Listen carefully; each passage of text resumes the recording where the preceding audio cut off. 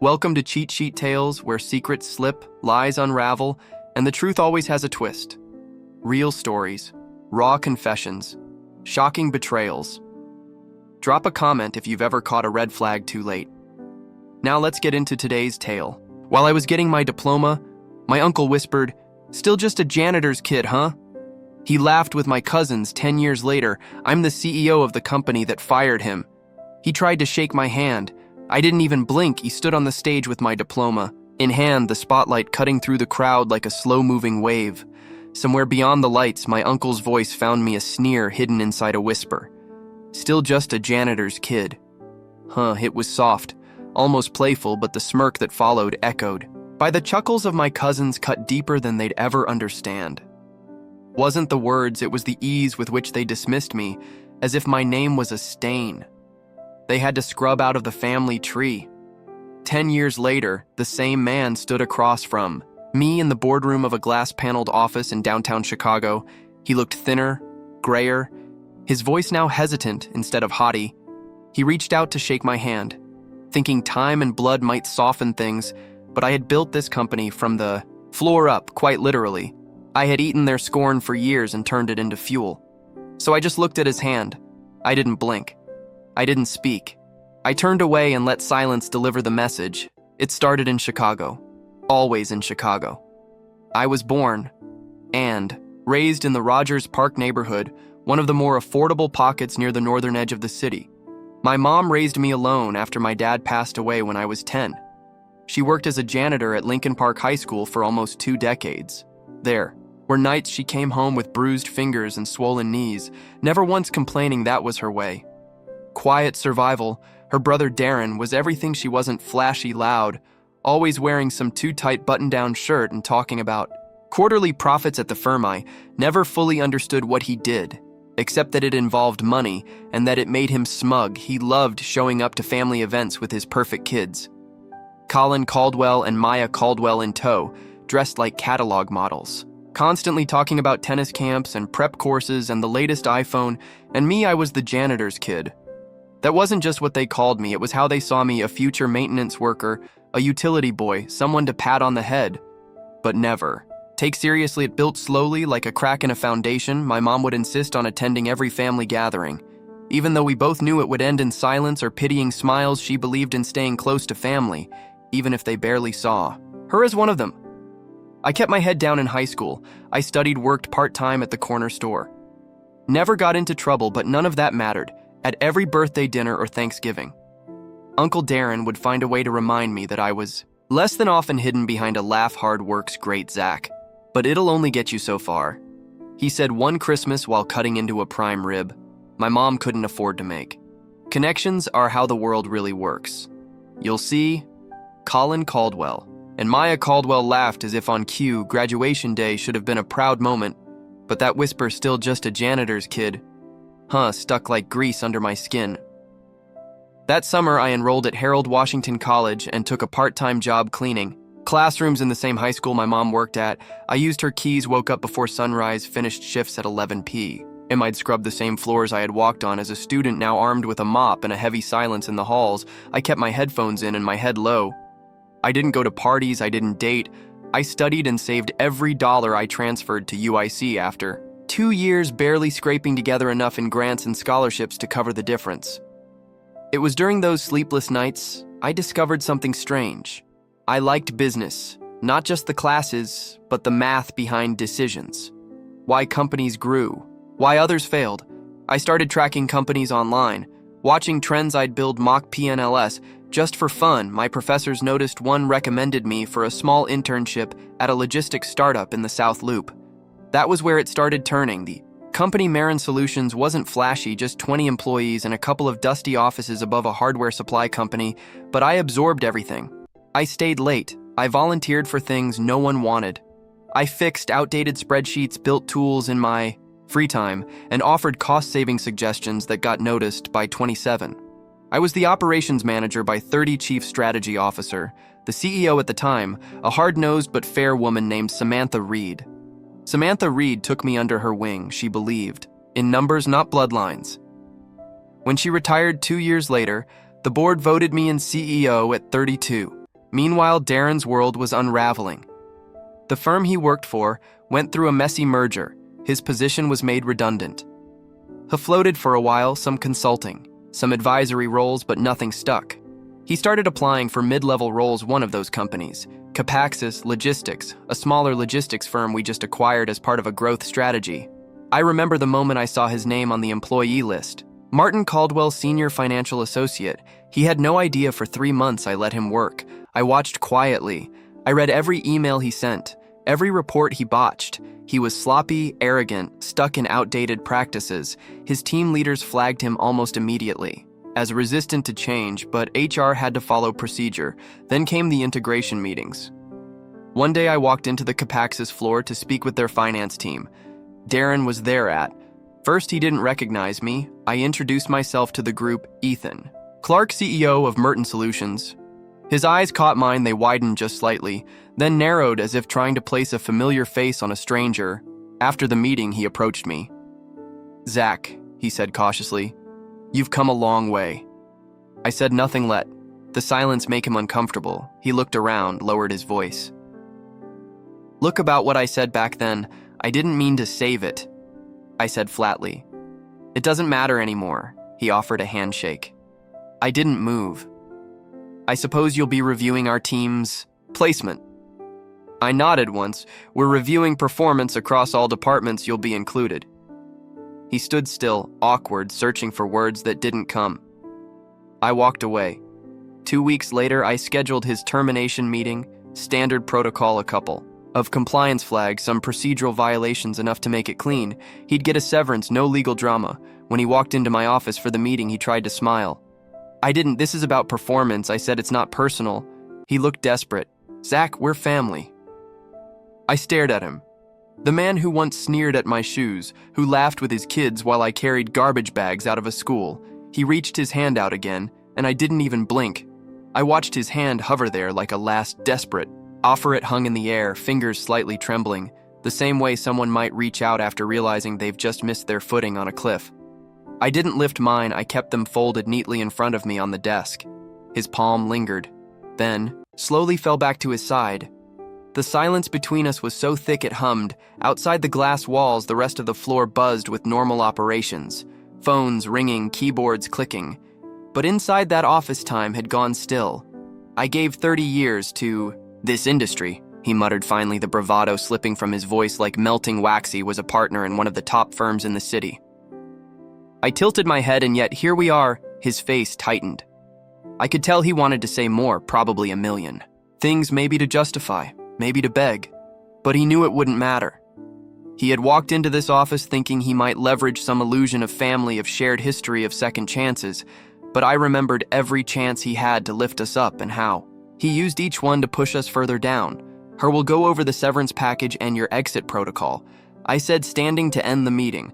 "We've made sure you're covered for the next 3 months. After that, I suggest you look into early retirement. Things are different now." We stood too, but slower. He looked around the office, his gaze catching on the sleek furniture, the awards lining the wall, the framed photo of my mother and me at my UIC graduation, her holding my diploma in both hands like it was a trophy. That moment had cost her more than any of them would ever understand. He left without another word, but the story didn't fade there. Not even close word of his firing rippled through the family like a winter windstorm off Lake Michigan. Quiet. At first, then loud and biting. My mom didn't say much when I told her. She just sighed into the phone and asked if I'd eaten. Colin Caldwell texted me a few days later. All caps, half threats, half pride, wounded nonsense. "You think this makes you a man?" "We're still blood," he didn't reply. What was there to say? Maya Caldwell, true to form, sent a passive-aggressive message on LinkedIn. Saw, "You became CEO, congrats. Hope you're not too busy to remember your roots." That one made me laugh. Remember your roots. As if I'd ever had the luxury of forgetting them. Family dinners after that were interesting. We didn't do many of them anymore, but when we did weddings, holidays, the occasional forced-together birthday, Darren stayed away, whether out of shame or bitterness. I didn't care. Me mom still brought her famous sweet potato casserole to every event, and people who once brushed her off now lined up for seconds. The tension wasn't always loud. Sometimes it was a side, "G. Colin Caldwell," a too long pause in conversation, but I knew they all knew at one event, a cousin's baby shower, Colin Caldwell actually cornered me near the hallway by the gift table. "You humiliated him," he hissed, ear in hand. I looked at him. Calm? He did that himself. He's our uncle, and I was your cousin. That didn't stop you from laughing at me for a decade. He puffed up like a balloon. That was different, we were kids. I raised an eyebrow, were we? He couldn't hold my gaze. He muttered something under his breath and stormed off. Meanwhile, the company thrived. The acquisition of Capaxis turned out to be a strategic masterstroke. We absorbed their routes, restructured their failing departments, and integrated a new software platform that cut delivery delays by 18%. Revenue grew. So did my team. Every time I made a move that worked, every promotion I approved, every department I saved. I thought of my mom, not Darren, not the cousins. My mom, who never missed a shift, who brought home secondhand textbooks so I didn't fall behind, who ironed the same 3 shirts for my college interviews until they were threadbare. And slowly, the silence from my extended family shifted from passive aggression to something else. Distance not. Everyone hated me. Some cousins sent quiet messages of support.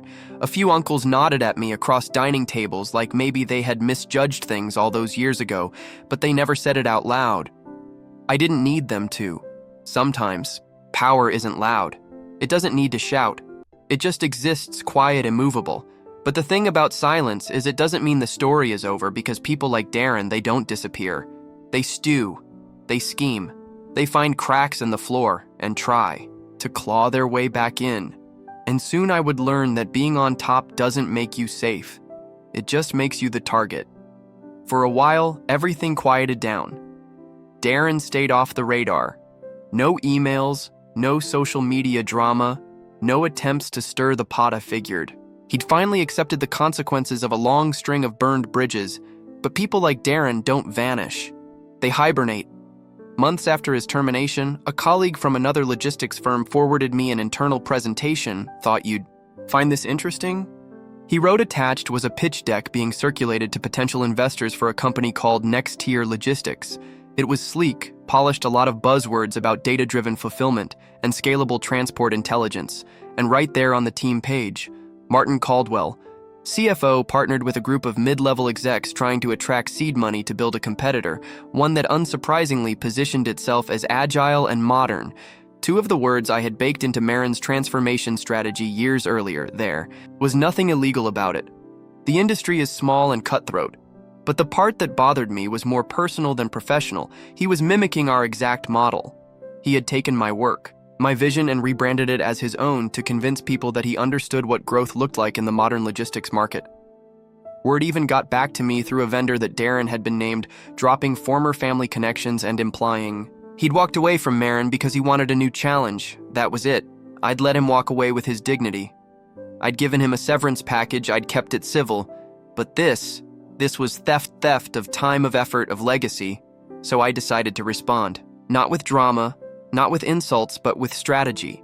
We quietly expanded our operations into the exact regional routes. Next Tier was attempting to undercut. We accelerated partnerships with local warehouses and hired 2 of their key engineers. We rolled out an upgrade to our logistics platform and made it free to our smaller clients for a full year. Something Darren's investors couldn't afford to match. Then I sent an email to one of Next Tier's key venture partners, just a brief factual message. "Hi, Ethan Clark here, CEO of Marin Solutions. I noticed your team is evaluating an investment in Next Tier Logistics. I'd be happy to set up a short call to walk you through our upcoming expansion plans, which may affect market viability for new entrants in the Chicago and Indianapolis corridors." We scheduled the call. I didn't trash Darren. I didn't need to. I simply laid out data, forecasts, real numbers. I answered every question clearly and left no room for uncertainty. 2 weeks later, the venture group pulled their funding. Next Tier collapsed before their first delivery truck left the lot. Never said a word to Darren. I didn't need to. He knew where the walls had come from. He sent one last email, just one line. Was this really necessary? I didn't respond, but I printed the email and folded it into the back of my personal journal, a reminder of how small people can look when they're finally forced to see the truth. A year after that, Marin Solutions was honored at a Chicago business leadership event. My mother came with me. She wore a tailored navy coat we'd bought together downtown. Her hair grayer now, but her eyes still. Clear and sharp, she stood beside me as I shook hands with CEOs, local politicians, and reporters. At one point, the MC asked if I wanted to say anything about my journey. I took a breath, looked out at the crowd, and found myself staring at 100 faces of men and women who'd probably never seen the inside of a school janitor's closet. My success, I said, isn't mine alone. It was built by a woman who worked nights so I could study during the day, a woman who taught me that hard work is silent, but it speaks volumes over time. My mother squeezed my hand. I paused, then added, and to anyone who's ever been laughed at, dismissed, or told that where you come from limits where you'll go, remember this. People can take opportunities, but they can't take grit that's yours. The room erupted in applause, but the real victory came weeks later during a quiet Sunday. Lunch we were eating at a diner in Westridge, just me and Mom, when she looked up from her coffee and said, "You didn't have to do all this to prove anything, you know." I smiled. I didn't do it to prove anything.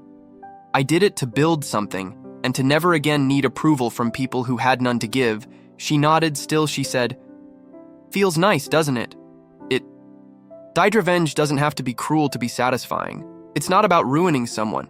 It's about reclaiming what was taken from you. Respect, dignity, space. It's about rising not for applause, but for peace. Because at the end of the day, the real win isn't watching someone fall. It's knowing you never needed to climb over them to rise. You just needed to keep going quietly, relentlessly, honestly, and sometimes, when the time is right, without blinking."